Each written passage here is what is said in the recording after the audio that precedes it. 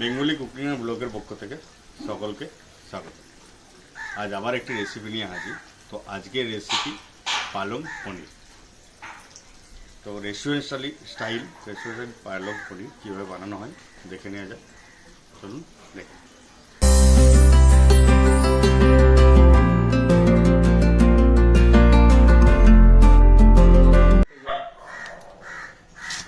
তো পালং পনির রেসিপির জন্য আমি এখানে পালং শাক নিয়ে নিয়েছি। আর যেগুলি লাগবে সেটা হচ্ছে পেঁয়াজ কুচি রেখেছি ছোটো ছোটো করে, লেবু, টমেটো, আদা কুচি, রসুন কুচি আর কাজু। তো এর মধ্যে বাইরেও অনেক কিছু লাগবে, সেটা হচ্ছে তো জিরে গুঁড়ো, হলুদ গুঁড়ো, ছোটো গুঁড়ো এইসব। তো চলুন বানিয়ে নিয়ে যাক। তো এখানে পালংটা সিদ্ধ করার জন্য জল নিয়ে নিয়েছি। এতে প্রথমে কী করব, পালং শাকের যে তিতো ভাবটা কাটাবার জন্য কিছুটা অন্তত, যারা বেশি তিতো ভাব পছন্দ করে না সেটার জন্য আমি কাজু নিয়ে নেবো। কাজুটাকে প্রথমে জলে দিয়ে দেবো। তো কিছুক্ষণ কাজুটা গরম হওয়ার পর আমি পালং শাকটা দেবো, এবং তার আগে আমি হালকা পরিমাণ বেকিং সোডা দেবো, যাতে বেকিং সোডা দিলে কী হয় না, পালং শাকের কালারটা ঠিকঠাক থাকে। বেকিং সোডা দিলাম খুবই অল্প পরিমাণ। তো 1 থেকে 1.5 মিনিট কাজুটা সিদ্ধ করে নিচ্ছি। এরপরে পালং শাকটা দিয়ে দেবো সিদ্ধ হওয়ার জন্য।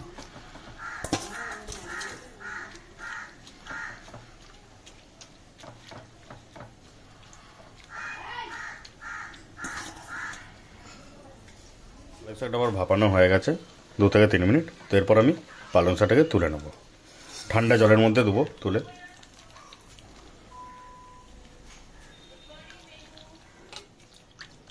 কাজু আর পালং শাকটা একসাথে আমি তুলে নিলাম।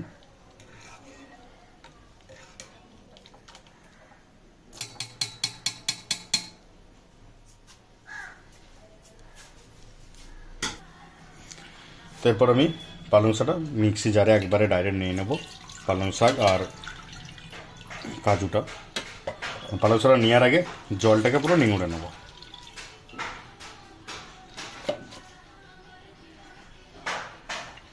ভালো করে পেস্ট একটা বানিয়ে নেব।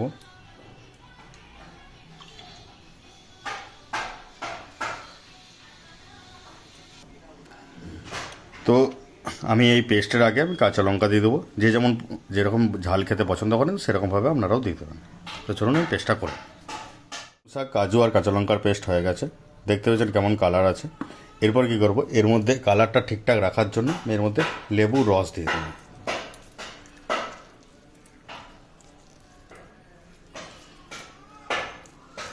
লেবুর রসটা দিচ্ছি কারণ এরপর যখন কড়াইয়ে পালং শাকটা দেবো তার আগে দিয়ে নিলাম, মিক্স করে নিলাম, কারণ না হলে পালং শাকের যে কালারটা এটা থেড হয়ে যাবে, আর লেবুর রসটা দিলে সেটা থেড হবে না।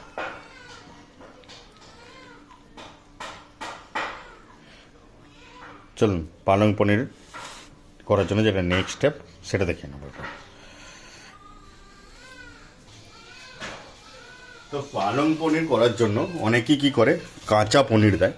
তো আমি এখানে টেস্টটা আলাদা একটু করার জন্য এখানে হাফ কাঁচা পনির দেবো আর হাফ ফ্রাই করা পনির দেবো। তো চলুন তার জন্য আমি কিছু পনিরকে ফ্রাই করে নেব। তেল নিয়ে নিয়েছি, গরম হোক, ফ্রাই করুন। পনিরগুলো আমি ভেজে নিচ্ছি।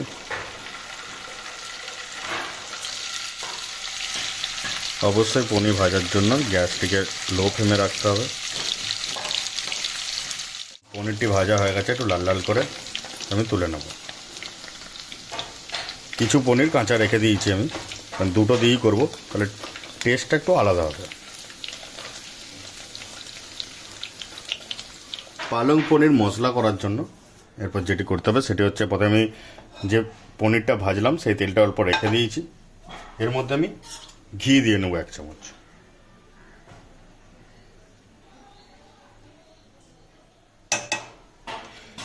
এই তেলের মধ্যে একটু শুকনো লঙ্কা আর গোটা জিরের ফোড়ন দিলাম।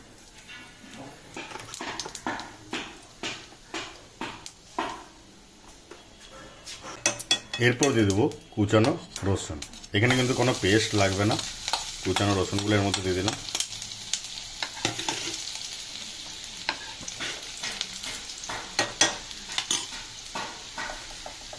রসুনটা দিয়ে গ্যাসটাকে লো ফ্লেমে করে দিতে হবে।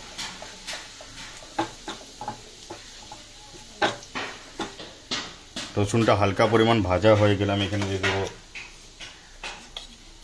আদা,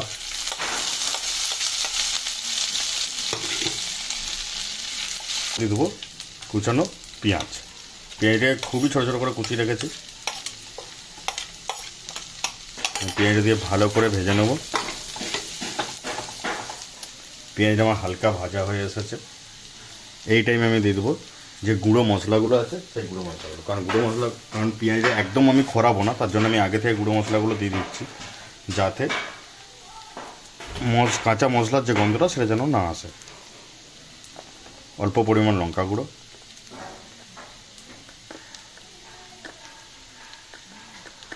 অল্প পরিমাণ হলুদ গুঁড়ো,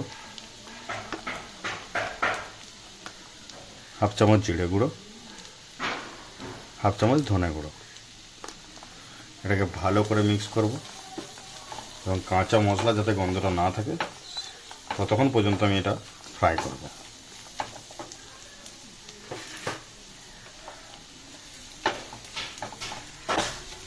এরপরে এখানে দেবো যে টমেটো কুচিটা আছে সেই টমেটো কুচিটা।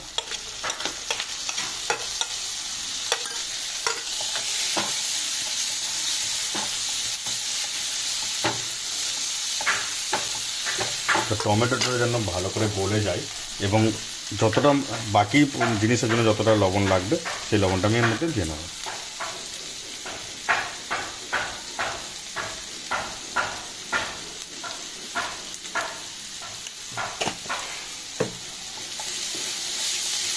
মশলাটিকে ভালো করে ফ্রাই হতে দেবো। তবে এর মধ্যে দেবো অল্প পরিমাণ হিং,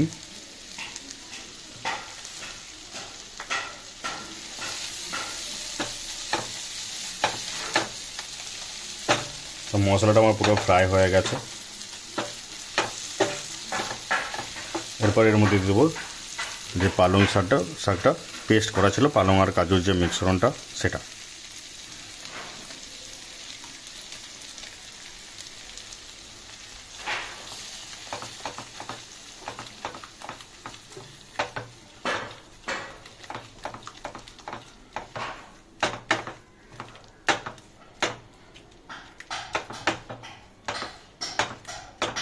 এইভাবেও করতে পারেন, না হলে আরেকটা প্রসেস আছে। যে প্রসেসটা হচ্ছে যে মশলাটা করলেন, মশলাটাকে ভালো করে ফ্রাই করে একবার মিক্সিতে পেস্ট করে নিতে হবে। সেইভাবেও করতে পারেন, তাহলে মশলাটা যে দানা দানা মুখে লাগবে সেটা লাগবে না এবং খেতেও আরও টেস্ট লাগবে। বাট আমার এটাই ভালো লাগে, তার জন্য আমি এইভাবে দেখালাম। ওটা আরেকবার অন্যদিন দেখিয়ে দেবো।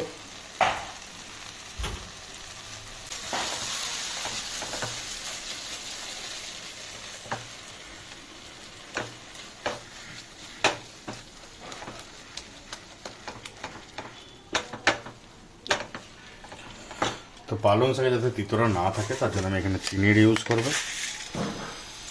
পরিমাণ মতন চিনি দেবো তার মতো।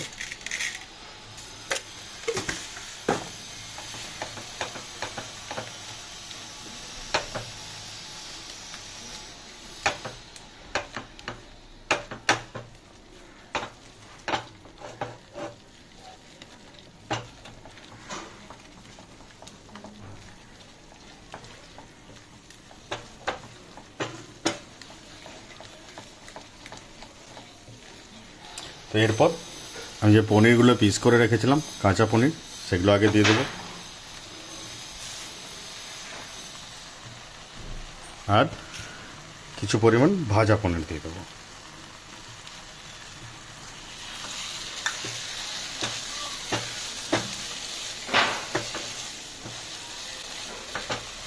দু রকম পনির দিয়ে করার এটাই কারণ যখন কাঁচা পনিরটা চিবাবেন তখন আলাদা টেস্ট আসবে, যখন ভাজা পনিরটা চিবাবেন তখন আলাদা টেস্ট আসবে। এর মধ্যে হালকা পরিমাণ জল দেবো যাতে পনিরগুলো ভালোভাবে সিদ্ধ হয়।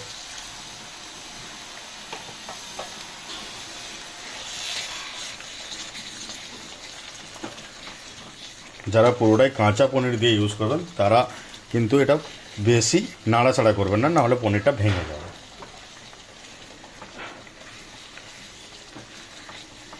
পালং পনির আমার অলমোস্ট রেডি হয়ে এসেছে এবং নামাবার আগে আমি এটি করবো হচ্ছে বাটার দিয়ে নেব। আর এর সাথে দেবো কাসুরি মেথি। কাসুরি মেথি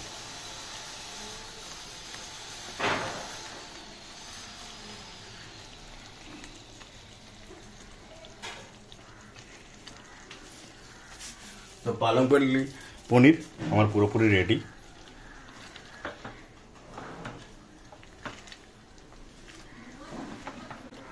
তো সকলকে ভিডিওটি দেখার জন্য অসংখ্য ধন্যবাদ।